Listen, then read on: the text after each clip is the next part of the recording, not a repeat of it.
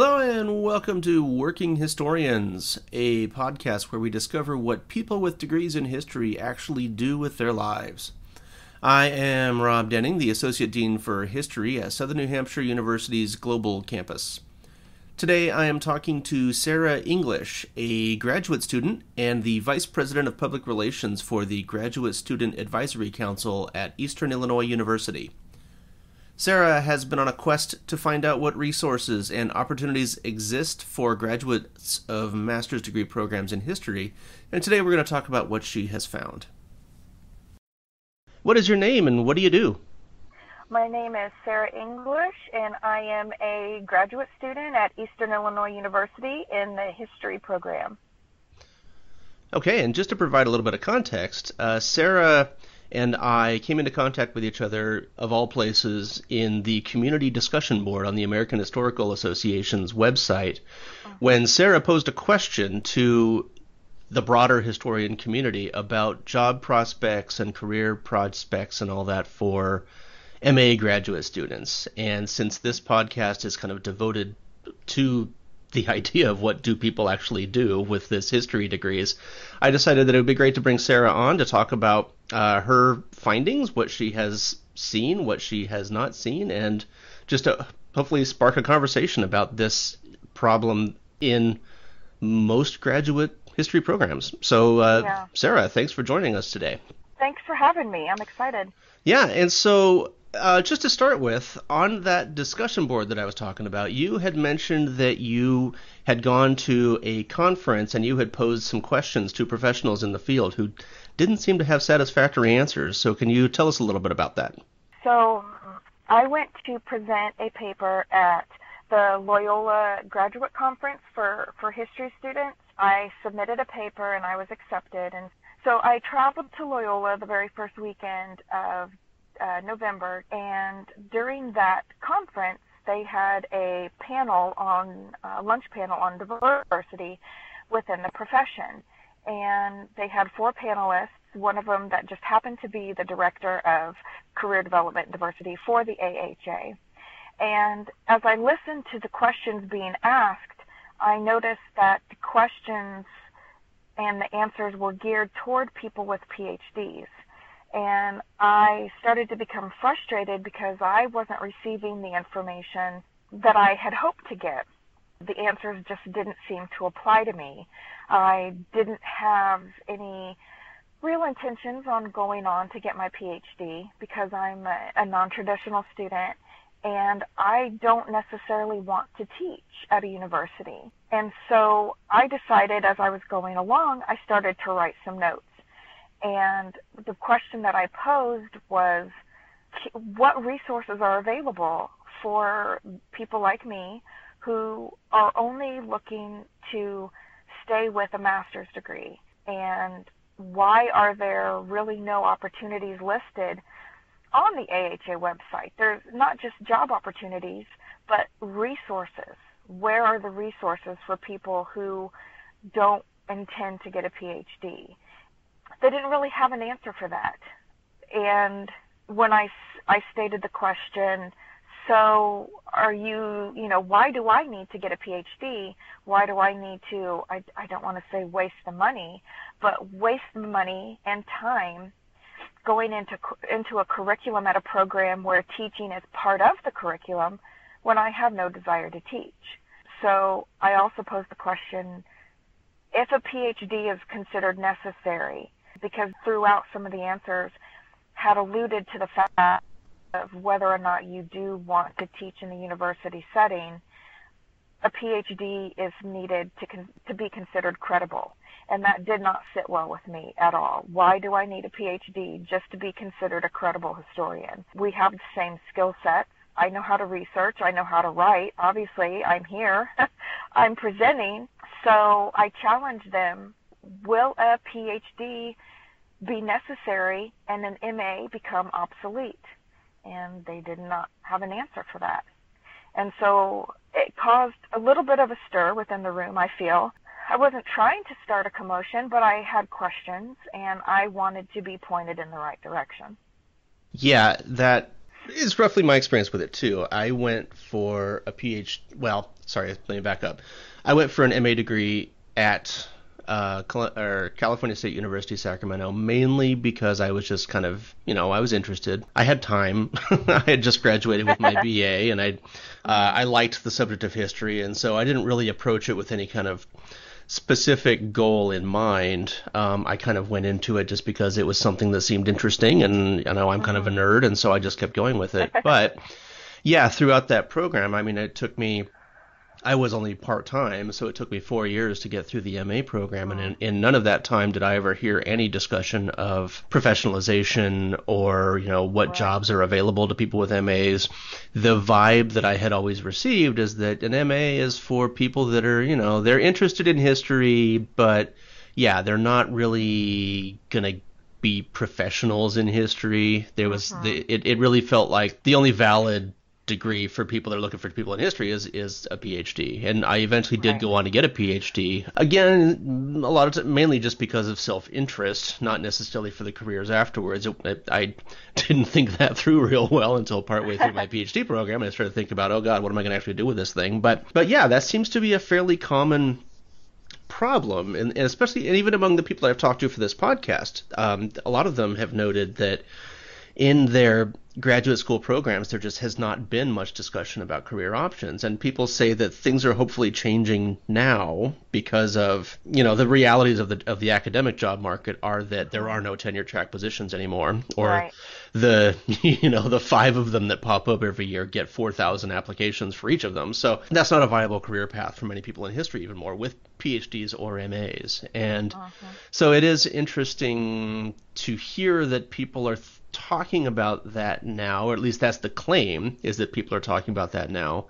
But I kind of imagine that most people are probably in your situation where, people may talk about it, but it's not part of a formal part of the curriculum yet. And that might be where we end up having to go with it, is there may actually have to be classes on professionalization, because you can't rely on professors to pass that stuff along, because professors are academics. They're lifelong academics with tenure, and so they don't know that stuff. And so I'm thinking that at some point that might be the way that we might have to go with some of these programs. I've been really fortunate in that my professors and my grad director, and my chair are always willing to sit down to have you bounce ideas off of them, and they're really inclusive. And I think I attribute that to the smaller class sizes. There's typically 7 to 8 of us in a seminar any given evening, but they're always there. And our program does try to work on career diversity, and they are including me this year within that Career Diversity Day for historians, and I'm going to be presenting a panel on networking. Also, there will be other things about public history, but we're also going to be including the things you can do with a history degree that aren't history related.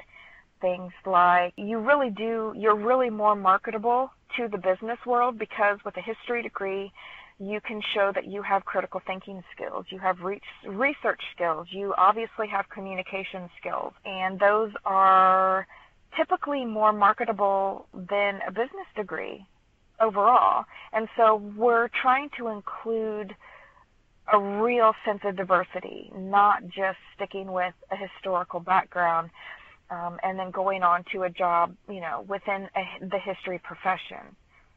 I've read articles from major corporations. Google's one of the most famous ones, where they talk about how much they're looking for people with liberal arts backgrounds instead of coding backgrounds, for example, because coders, there's a million coders out there, people that can write code, but there's fewer people that can think through the moral implications of codes and all of that. And so there's been a lot of talk about how liberal arts and humanities and history students can kind of step into that void and kind of help large corporations navigate the intersection of humanity and technology, and how can they make it more efficient for both, that kind of thing. And so there's been a lot of talk about that among some corporate people and all that. I think the issue that we humanities folks tend to run into, though, is that yes, that makes sense, but a lot of us just don't know how to market ourselves to that Yes. type of employer. We don't, I mean, sure, critical thinking, historical knowledge, being able to assess primary and secondary sources. I think a lot of us don't really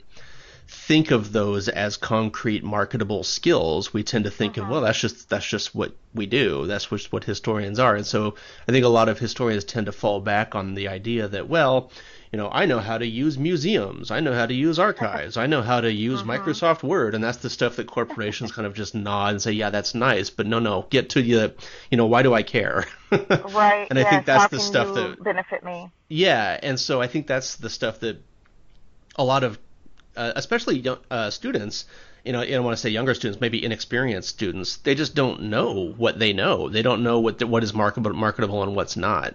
Yeah. And so that I think that's going to be one of the challenges is on the one hand, universities and should do a better job at advertising the various career paths that are open to people with history degrees, but they also need to train Mhm. the students to capitalize on what Right. other folks are looking for. And so it's kind of a two-way street there. Well, Mhm. actually, I guess it's still the university doing both, but still, you know what I mean. There's a student Yeah. side to it, and then there's a career side to it, and so I think there's work that can be done in all those areas. So you went to this the Loyola conference, and you kind of raised a stir, so to speak, with the people that were Yeah. there. What's happened since then? You went back to your university, and what have you been up to since then? Well, when I went back to my university, the first thing I did was I went back to my department chair and I passed along some of the information that I was given. They did pass out packets on career diversity, and again, it was geared towards people with PhDs. And so I handed over some of the information that I had found, and just discussed with her my frustration and the lack of information that was out there. And that's when we began to discuss her bringing me on to the panel for the Career Diversity Day for History to discuss about networking. I've been very clear with most of my professors about my desires to be what I call jokingly is a professional student, researching, writing, publishing, just constantly learning. I like to get my hands on any historical journals I can, and so they brought me onto that. We discussed my path for the spring. The spring is my last semester, and they suggested I take the historical publishing class, considering that's one of the routes I want to go. And then I think it was about a week later, I decided to pose the same question on the AHA Communities website. And I really did. I got several responses, quite a few, who I connected with, you. And I've also talked to someone who is a historical publisher. She has her own historical publishing company, and I began to what you would call network. And within listening to the podcast, once I found it, when you suggested it, the one thing that everyone has said is to network within your own university, to network even on any websites you can find. I've joined several groups on Facebook who are either professors at tenure track universities, who are either adjunct professors. I've even gone through and within doing research papers, if I find someone's dissertation that I've used or someone's article, I've reached out to the author, tried to, say, hey, we have the same interests. Would it be okay if I added you as a contact? And I've made a couple of Facebook friends that way. It just never hurts to keep people in your back pocket. And and develop friendships along the way, because while it may not come to fruition now, say a year later, someone decides, I'm working on a project, Sarah would be great for that, or, Jim would be great for that. I remember talking to them about this. Let's see what we can get together. Yeah, and that is a hugely important activity. Networking is hugely important, and I'm glad you picked up on that with earlier episodes because that is a common thread that most people say is Mm-hmm. that you want to make contacts with as many people as you can. And I know that from a grad student perspective, and especially an MA grad student, because there is kind of a pecking order there, and it does make Yes. sense that a lot of thinking back to when I was an MA grad student, the idea that I would reach out to some famous historian that I didn't know was just completely terrifying, and I very rarely did it. I wish I did, but I didn't, because I was terrified of why would this person care what me, some nobody in an MA program, is talking about.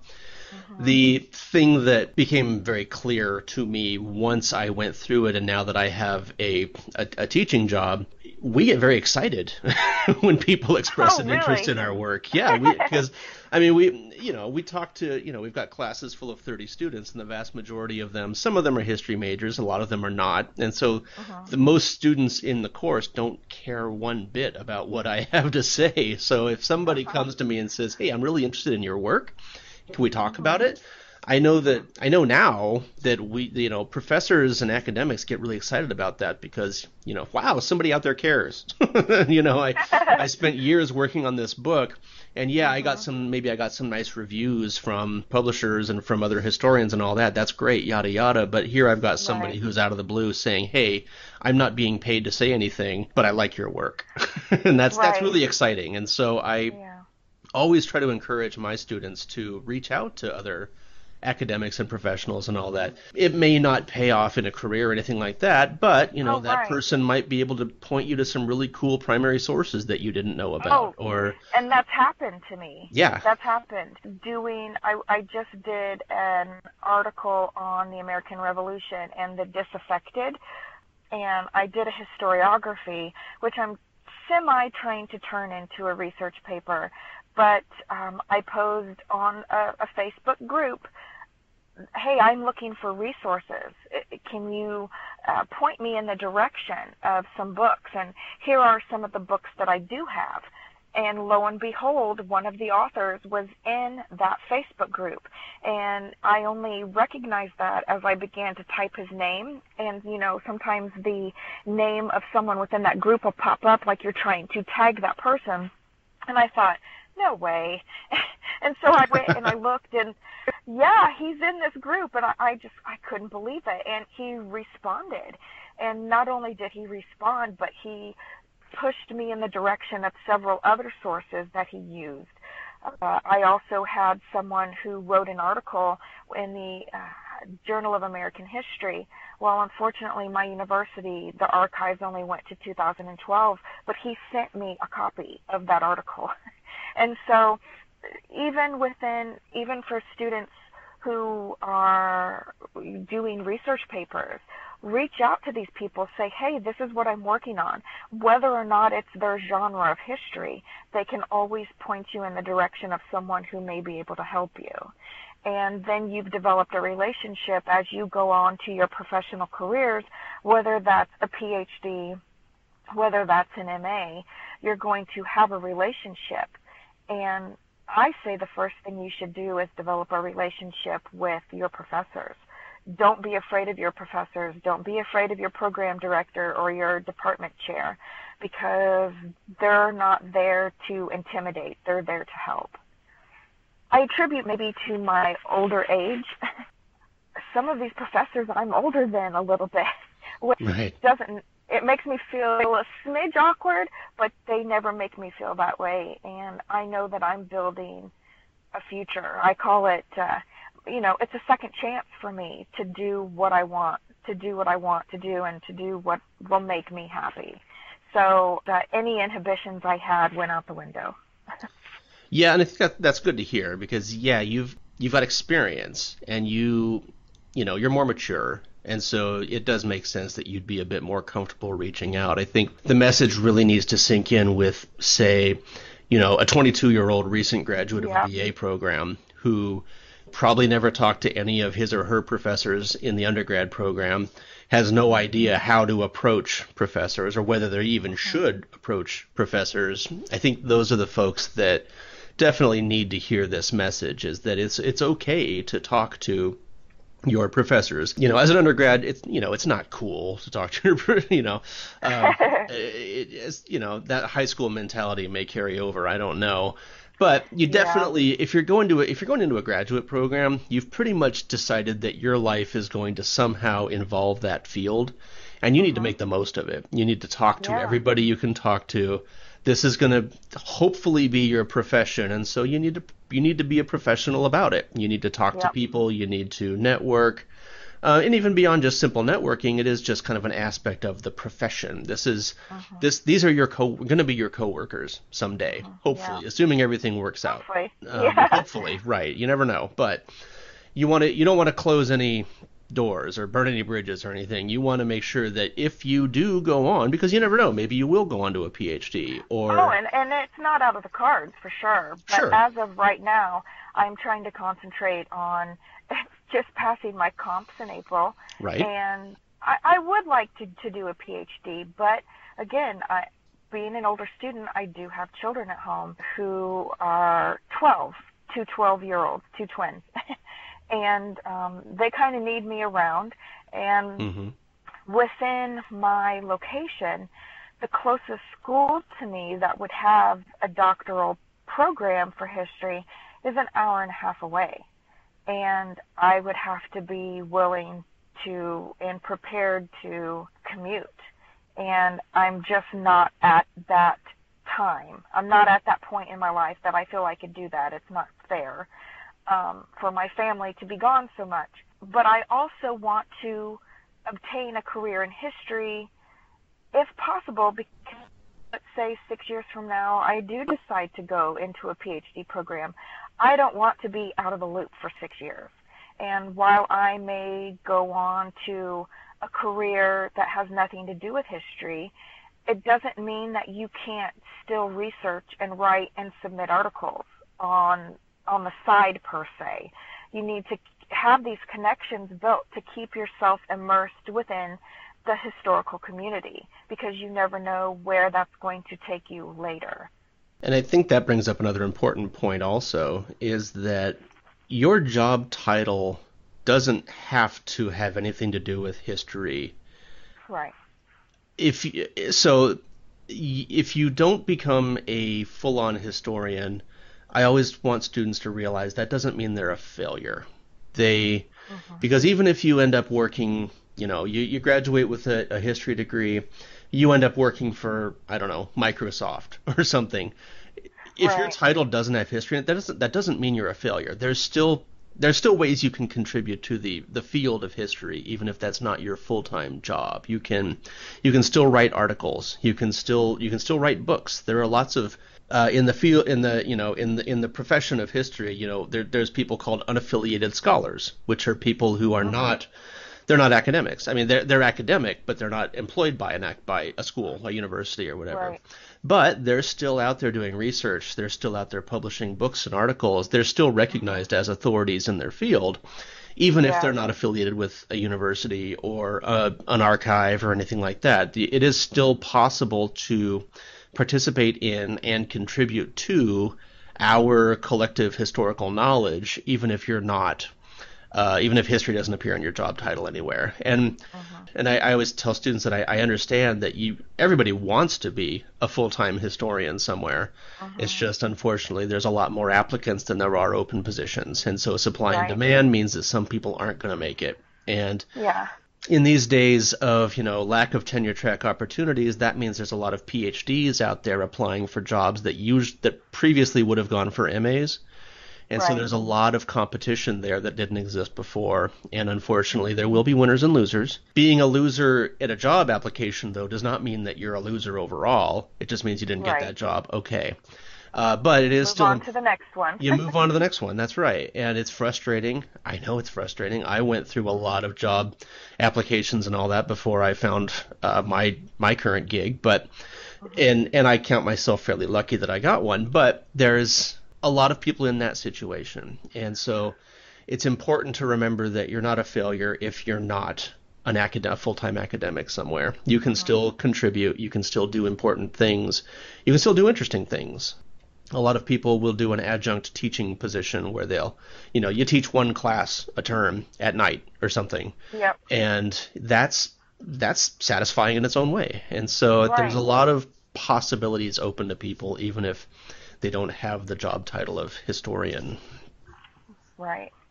I was told at the conference to have a plan B.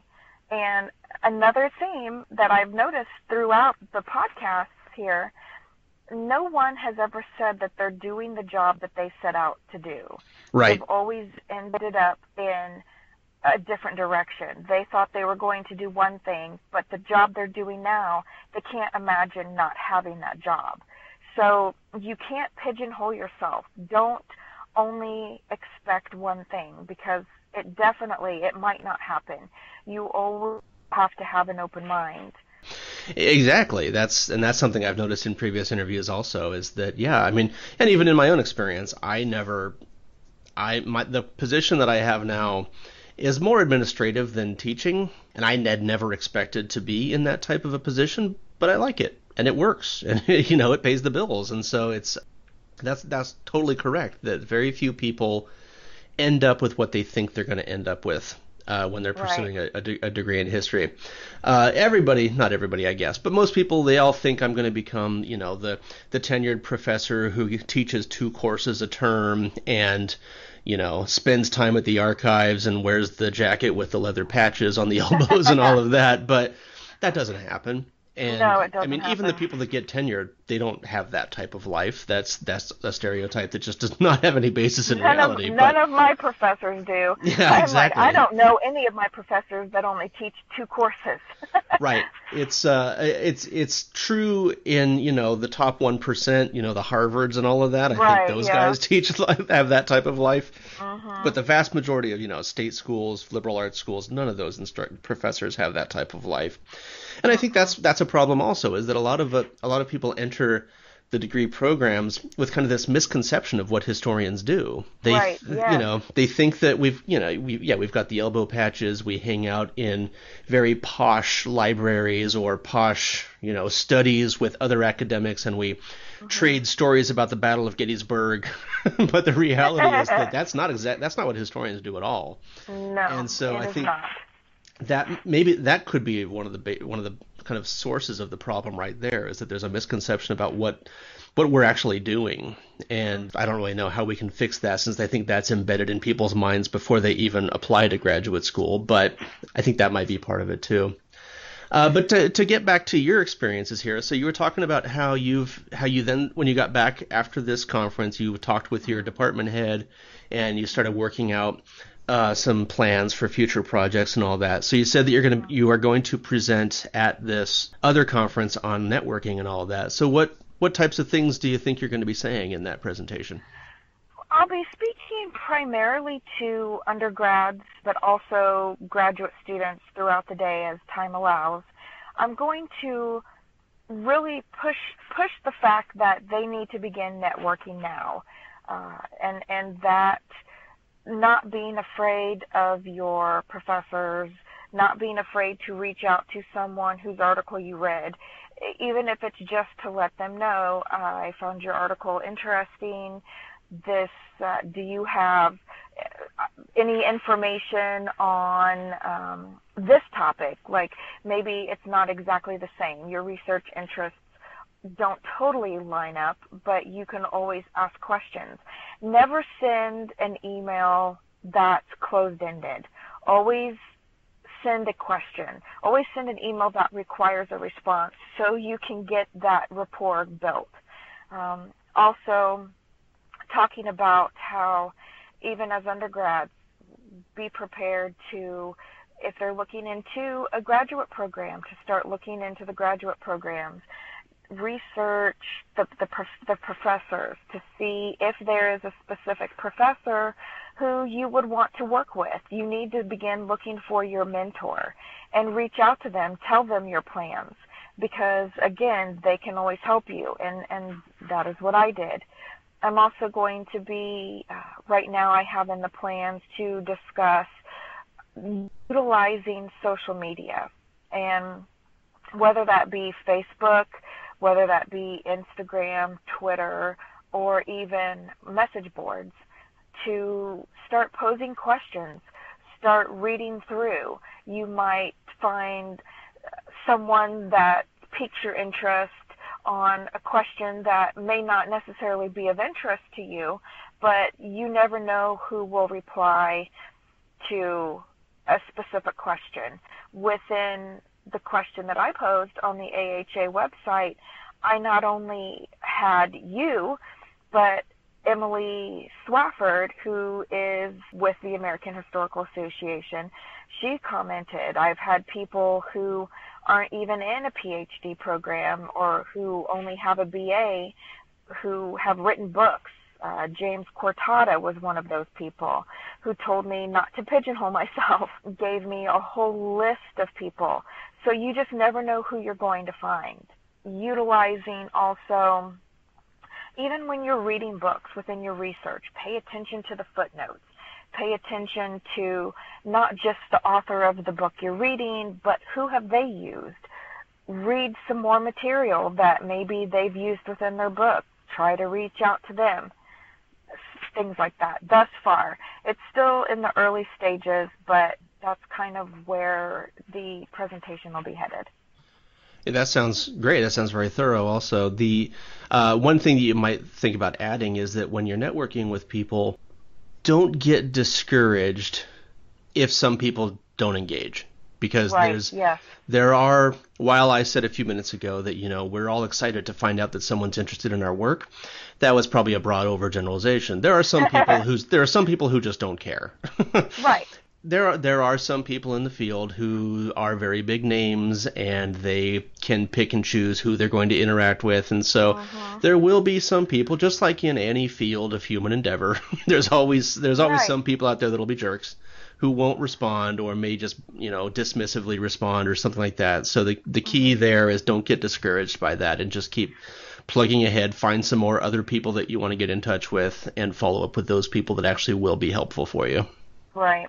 And also to recognize, too, that especially if it's a professor at another university that they're teaching courses, they get hundreds of emails a day, whether it be from students, outside entities, outside people. You always get other academics talking to each other. And so don't take it personally. They could have seriously just overlooked your email.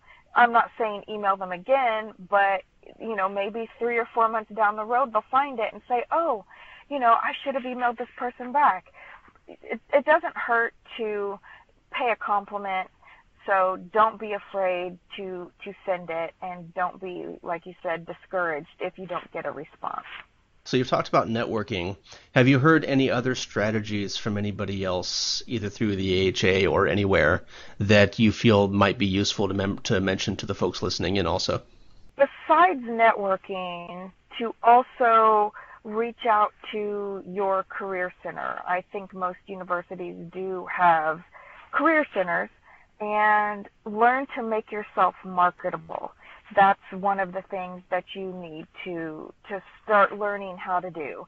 No matter what your profession is, whether you're a historian, whether you're in public relations, whether you have a manufacturing degree, a history degree is beneficial in many ways. And so in creating resumes for the future, you'll need to learn that you need to have more than one resume. You can't put all of your skills on one resume and expect an employer to read through it, because they're not going to. Learn the job you're wanting to shoot for and market yourself towards that position. Now, don't fib on your resume or your CV, obviously, but learn what skills you do have and place those on there. You, as a history major, have the ability to think critically. You can put together a story, case, and point of view. You have skills at communicating and writing. You have skills within research. And so this could open you up to positions within corporate sales, politicians' staff jobs. You could work in state and federal positions. You could do corporate marketing, in PR, advertising, diplomacy. You're not limited. And so learn how to market your skills for these different positions. Yeah, I will second your call to check in with your career center because, like you said, pretty much every university has one. And granted, not all of them are as good as others, but Right. that's their job. That's their point Mm-hmm. is to help their graduates find employment because every university, everybody, I mean, people always care about placement rates for student graduates. They want to know, Right. mom and dad, before they send junior off to college, they want to know that this is going to be worth their money or junior's money if junior's paying for it. But whatever, someone's paying for it. And so is Yeah. it worth it? Because that's a huge chunk of change these days with tuition going up and all that. So that's what universities care a lot about placing their students. And so they invest in these career centers to help students do that. And unfortunately, yeah, a lot of students don't realize the career center exists, or I think a lot of other, especially in like history, I think students might blow it off thinking, those are just for STEM students, or they're not going to have anything for history majors. But and who knows, maybe they will, maybe they won't. But it's definitely worth a try because Right. that's their whole reason for being is to help Mm-hmm. you find a job. And even if they Yeah. can't maybe they don't have any job listings that they can send you to go look at. But again, like you said, they can figure out how to help you market those skills. I mean, these people are professionals in finding jobs, and so they're going to know those types of language you should use on resumes. Like you said, tweak your resume for different types of jobs. Don't submit the same thing to everybody because it's not going to be relevant to some Right. jobs. And so I think that's great advice also is yes, check with your career center, see what help they can give you along the way. Mm-hmm. And as an undergrad, if you know you're going to be continuing on into graduate school, you want to look for schools that have the opportunity to have you as a graduate assistant. Not all programs have the resources to support graduate assistants. Sometimes they will be able to pay tuition stipends, sometimes or tuition waivers. They can give you stipends, but moreover, being a graduate assistant, which I'm a graduate assistant, I have the ability to help professors do research, help professors plan things like our upcoming career diversity panel. You're also going to have experience in grading, reading other people's points of view, learning how other students write history, how they interpret history, and also when you are a graduate student, start submitting, and even as an undergrad, start submitting your writings to conferences. You want to get out there because not only will that give you a line on your CV, that you will also have the ability to, again, to network. And you'll have that experience under your belt of having written a paper that was chosen to be presented at a conference. And so if you have the ability to travel to a conference, start looking. They're there. But typically there are regional conferences within your area. I go to Eastern Illinois University, which is in Charleston, Illinois, and when I went to Loyola, that was about a 3.5-hour train ride. And so that was feasible. It was feasible to do. But then, there are also graduate conferences as far as Louisiana. That might be a little harder to do, but, submit your papers. Don't be afraid. They can always give you feedback on what you could do better if you're not chosen. And sometimes your university will have grants that can help you pay to get to these conferences. Right. Those are good advice also. The look for resources that your school has to help you fund these types of activities. You're definitely right that you should be looking for graduate assistance opportunities in graduate school. I always tell my students that want to go on to a PhD program, I always tell them don't even bother with schools that don't offer you full tuition waivers and full, graduate assistance. The graduate assistant gig is rarer at the MA level. When I was in my MA program, they didn't even offer any of those, but some programs have more of those. But definitely, especially at a PhD level, don't even think about going to a school that doesn't offer you a free ride because that Right. you're just going to put yourself into a whole lot of debt for a Yeah. very uncertain future, as we are discussing here. So that's one of the pieces of advice that I always give to students also. So I'm glad you brought that up. Do you have any last things that you think people listening might like to hear about? The only other thing that I would say is within in your last semester of your MA program or, even your PhD program, you're going to be extremely busy. I know that I'm already extremely busy and I'm on break for the next 3 weeks. But I'm getting together, my bibliography, I'm getting together I've created annotated bibliographies. And now is another time to reach out to your network that you've built up over, the last 2 years, 3 years, however long it's taken you to get to this point, and start, asking them for help. Maybe not, help as far as advice. Hey, my comprehensives are coming up, or I need to defend my dissertation. What advice do you have for me? What do you think, I should do? What direction do you think I should take my study habits? Because typically, for me as an MA student, I will be doing my typical GA gig during the week, about 19 hours a week, but also I have a full semester of classes. And so time management skills, ask them for that. That's what your network is supposed to be for. And I think that's collectively, you've got a lot of good advice here for students that are looking to figure out where they want to go, try to figure out what some of their options are. Hopefully this will lead to successful outcomes at the end of their degrees, whether it's an MA program or even a BA program. I mean, the undergraduate students, coming out of the BA, you don't necessarily have to even have an MA to get a lot of history-related jobs. Like thinking of specifically at the moment, there's a lot of actual history jobs through the U.S. government. There's almost every military unit in the world has a unit historian, and usually all that's required is a BA in history for those positions. So there are lots of opportunities out there, even if you don't go to grad school for a degree, even if you have a BA degree. And so I hope a lot of these lessons that you've been talking about, I hope a lot of undergraduate students in the BA programs also internalize some of these, because it's not something to wait until you're an MA.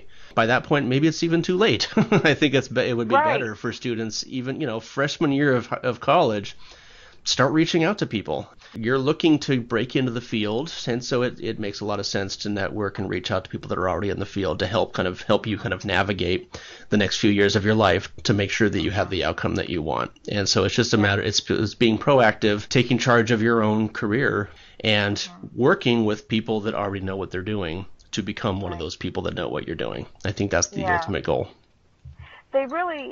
I've always felt that, and I don't know how it is now, but I was in high school 24 years ago. So my senior year, I knew that I wanted to study history, but my guidance counselor just assumed that I wanted to teach history in high school. And so I think the diversity needs to start at a lower level.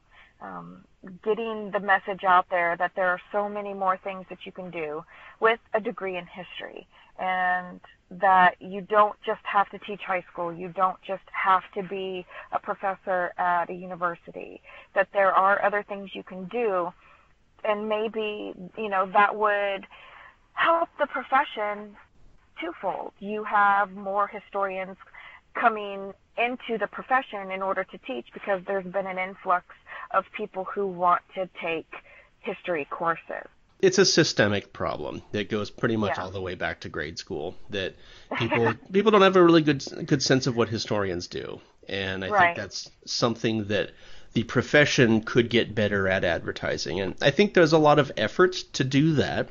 The AHA has they've put a lot of resources into trying to research where historians work, what types of jobs do they have. They have these big projects where they're tracking who becomes tenure track, who does not go become tenure track, and so they've put a lot of resources into those types of programs. And so I'm hoping that they will, once they get all of this data, they will then be able to better advertise, and us individual historians can be better at it too, but collectively we all need to better advertise exactly what it is we do. As long as we don't do that, there's going to be this stereotype of us. Part of the stereotype is, academic, egghead, out of touch, ivory elites, and when reality is that we have important things to contribute, and that contribution doesn't depend solely on what the job title is. It's more of what you're trained to do, what the skills are, and so collectively, what can we add to kind of the broader conversation, even with non-historians? And so I think that's advertising our field better to the general public, because that will also get us our foot in the door at places like Google and all of that. If their HR people have a better sense of, okay, this is what historians do, and this is why it makes sense for us to hire them. So there's a lot of things that a lot of people can do to make it better. And so I think it's good that we're having conversations like this to kind of get the ball rolling. You and I can't solve everything, unfortunately, here in this half hour or so of talking, but at least, but we got the ball rolling. That's right. We got the ball rolling. We're talking about it. You've identified some really good starting points for what individual historians can do to help themselves when they finish, the networking and all of that. That's a good part of it. And then the rest of it is just going to be a better, marketing of the field to everybody else also. And hopefully that will come in time.